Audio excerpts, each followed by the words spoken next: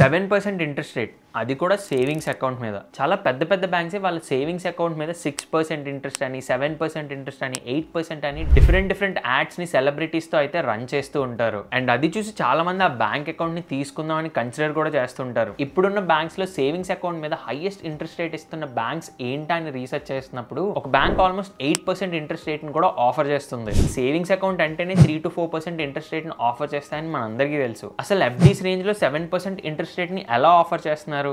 ఇది అసలు నిజమేనా లేదా ఏదైనా మార్కెటింగ్ స్ట్రాటజీయా అనేది ఈ వీడియోలో చాలా సింపుల్ అండ్ షార్ట్గా అయితే తెలుసుకుందాం. దానికన్నా ముందు వీడియోని లైక్ చేయండి. అండ్ ఇదే ఛానల్కి ఫస్ట్ టైం వచ్చినట్టయితే this is asset wave, where you can grow yourself in career, finance and business. So consider subscribing. Lag చేయకుండా లాగించేద్దాం. ఫ్యూ వీక్స్ బ్యాకే మన ఛానల్లో ఎమర్జెన్సీ ఫండ్స్ మీద వీడియో చేసినప్పుడు దానికి చాలా మంచి రెస్పాన్స్ వచ్చింది. కొంతమంది 7% ఇంట్రెస్ట్ ఆఫర్ చేస్తున్న సేవింగ్స్ అకౌంట్లో వాళ్ళ మనీని సేవ్ చేసుకుంటామని, ఇంకొంతమంది 7% ఇంట్రెస్ట్ రేట్ అనేది అసలు నిజమేనా అని కింద కామెంట్స్ అయితే చేశారు. సో దీని గురించి మేము 7% అండ్ అబోవ్ ఇంట్రెస్ట్ రేట్ను ఆఫర్ చేస్తున్న బ్యాంక్స్ ఏవైతే ఉన్నాయో వాటన్నిటిని చెక్ చేసి పెద్ద బ్యాంక్స్ అండ్ రెప్యూటెడ్ బ్యాంక్స్ అన్నిటిని కన్సిడర్ చేసి ఒక లిస్ట్ అయితే తయారు చేసాం. దీంట్లో బాగా చిన్నమైన కొన్ని స్మాల్ ఫైనాన్స్ బ్యాంక్స్ అయితే అవాయిడ్ చేసాం. సో ఈ లిస్ట్ లో మనకి IDFC bank, IndusInd bank, Bandhan bank, Equitas, Suryoday ఇలా డిఫరెంట్ బ్యాంక్స్ 7% కన్నా ఎక్కువ ఇంట్రెస్ట్ రేట్ ని ఏ బ్యాంక్స్ ఆఫర్ చేస్తున్నాయో వాటన్నిటిని అయితే ఇక్కడ లిస్ట్ చేసాం. బట్ వెయిట్, ఇక్కడే ఒక కండిషన్ అయితే యాడ్ చేయాలి. ఈ ఇంట్రెస్ట్ రేట్స్కి ముందు అప్ టు అనే వర్డ్ని. సో అప్ టు అని ఉందంటేనే ఒక డౌట్ అయితే రావాలి కదా,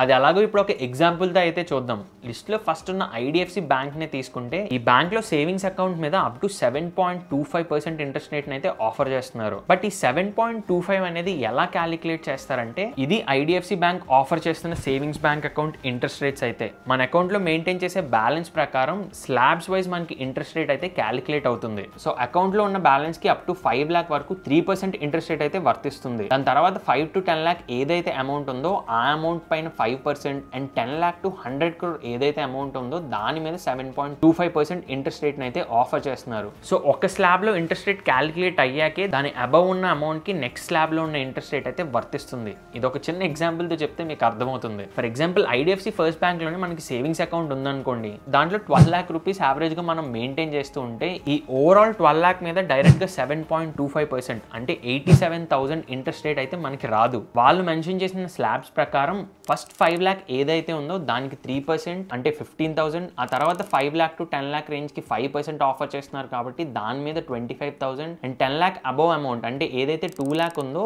దాని మీద 7.25% ఇంట్రెస్ట్ రేట్ ని క్యాలిక్యులేట్ చేస్తారు. అది 14,500 అవుతుంది. సో టోటల్ ఇంట్రెస్ట్ మనకి ఆ ఇయర్ లో వచ్చేది 54,500 రూపీస్. బట్ ఓన్లీ ఐడిఎఫ్సి అనే కాదు, హై ఇంట్రెస్ట్ రేట్ ఆఫర్ చేస్తున్న చాలా బ్యాంక్స్ మినిమం వాళ్ళ అకౌంట్ లో మెయింటైన్ చేయాల్సిన బ్యాలెన్స్ 10,000 నుంచి 25,000 రూపీస్ వరకు ఉంటుంది. అండ్ ఇండియాలో most of the population per annum వాళ్ళ బ్యాంక్ అకౌంట్స్ లో మెయింటైన్ చేసే అమౌంట్ 30,000. మీరే చెప్పండి, ఒక average middle class or salaried person ఎంత అమౌంట్ మెయింటైన్ చేస్తారు వాళ్ళ బ్యాంక్ అకౌంట్ లో? నా బ్యాంక్ అకౌంట్ లో అయితే యావరేజ్ గా ఒక 20 to 40,000 మాత్రమే నేను మెయింటైన్ చేస్తాను ఇన్ ఇయర్. మీరు ఎంత మెయింటైన్ చేస్తారో కింద కామెంట్ సెక్షన్ లో చెప్పండి. సో అన్ని బ్యాంక్స్ కి ఇలా స్లాబ్స్ వైజ్ ఇంట్రెస్ట్ రేట్ అనేది క్యాలిక్యులేట్ అవుతుంది. మనం ఇందాక మాట్లాడుకున్న 8% కూడా బంధన్ బ్యాంక్ ఆఫర్ చేస్తుంది. అది కూడా ఎంత అమౌంట్ మీద తెలుసా? యావరేజ్ గా అకౌంట్ లో 50 crore కన్నా అబవ్ ఉంటే ఆ అబవ్ ఉన్న అమౌంట్ మీద మాత్రమే 8% అనేది ఆఫర్ చేస్తున్నారు. సో అన్ని బ్యాంక్స్ కి ఇలా 10% కన్నా ఎక్కువ ఉంటేనే 7% ఆఫర్ చేయట్లేదు. కొన్ని స్మాల్ ఫైనాన్స్ బ్యాంక్స్ అయితే 1 lakh అబవ్ బ్యాలెన్స్ ఏదైతే ఉందో దాని మీద అప్ టు 5% ఇంట్రెస్ట్ రేట్ అయితే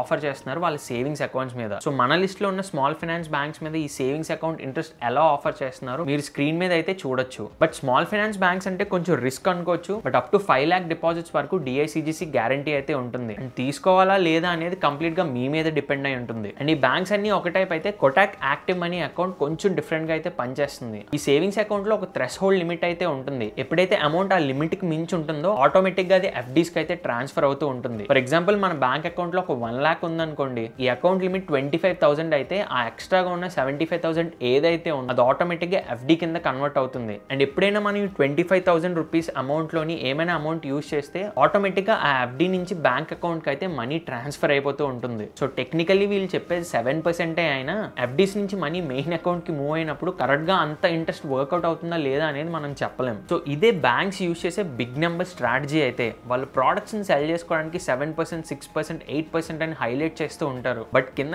చిన్న స్టార్ మార్క్లో టర్మ్స్ అండ్ కండిషన్స్ అప్లై అని ఒక లైన్ అయితే ఉంటుంది. నెంబర్ ఎంత ఎక్కువ ఉంటే కస్టమర్స్ అంత ఎక్కువ అట్రాక్ట్ అవుతారు. అదేంటో మనం తెలుసుకునే లోపే ఆ ప్రోడక్ట్ తీసుకొని బయటకు కూడా వచ్చేస్తాం. ఆ తర్వాత రియలైజ్ అయినా కూడా మనం చేసేది పెద్దగా ఉండదు. ఎందుకంటే end of the day banks కూడా చేసేది బిజినెస్. సో సేవింగ్స్ అకౌంట్ అనే కాదు, బ్యాంక్స్ నుంచి మనం ఏ ప్రోడక్ట్స్ కొంటున్నా, లైక్ క్రెడిట్ కార్డ్ అవ్వచ్చు, ఇన్సూరెన్స్ ప్రోడక్ట్స్ అవ్వచ్చు, లోన్స్ అవ్వచ్చు, ఇలా ఏం తీసుకుంటున్నా కూడా 1-2 సార్లు టర్మ్స్ అన్ని తెలుసుకున్నాకే ఆ ప్రోడక్ట్ ని తీసుకోండి. లేదా మీకు అర్థమయ్యే వరకు వాళ్ళని ఇంకొంచెం డీటెయిల్ గా ఎక్స్ప్లెయిన్ చేయమనండి. అంతేగాని ఓన్లీ పైన నెంబర్ చూసి ప్రోడక్ట్ కి అయితే కమిట్ అవ్వకండి. అండ్ ఇంకా ఇలాంటి ఏ బ్యాంకింగ్ ప్రోడక్ట్ అయినా, ఇన్సూరెన్స్ ప్రోడక్ట్ అయినా సింపుల్ గా బ్రేక్ డౌన్ కావాలంటే కింద కామెంట్ సెక్షన్ లో ఆ ప్రోడక్ట్ రిలేటెడ్ నేమ్ రాసి మెన్షన్ చేయండి. ఇది ఇలా చిన్న వీడియోలోనో లేదా షార్ట్స్ లోనో కవర్ చేయడానికి అయితే ట్రై చేస్తాం. వీడియో హెల్ప్ఫుల్ అనిపిస్తే ఇప్పుడే వీడియోని లైక్ చేయండి అండ్ మీ ఫ్రెండ్స్ అండ్ ఫ్యామిలీతో షేర్ చేయండి. ఛానల్ సబ్స్క్రైబ్ చేసుకోవడం మర్చిపోకండి. అండ్ నెక్స్ట్ వీక్ మీరు చాలా డేస్ నుంచి అడుగుతున్న డెట్ ఫండ్స్ వీడియోని అయితే తీసుకురాబోతున్నాం. దాని రిలేటెడ్గా ఏమైనా డౌట్స్ ఉంటే మన కమ్యూనిటీలో ఆల్రెడీ పోస్ట్ అయితే చేసాం. దాని కింద కామెంట్ చేయండి. కామన్గా ఉన్న క్వశ్చన్స్ అయితే పిక్ చేసి ఆ వీడియోలో అయితే కవర్ చేస్తాం.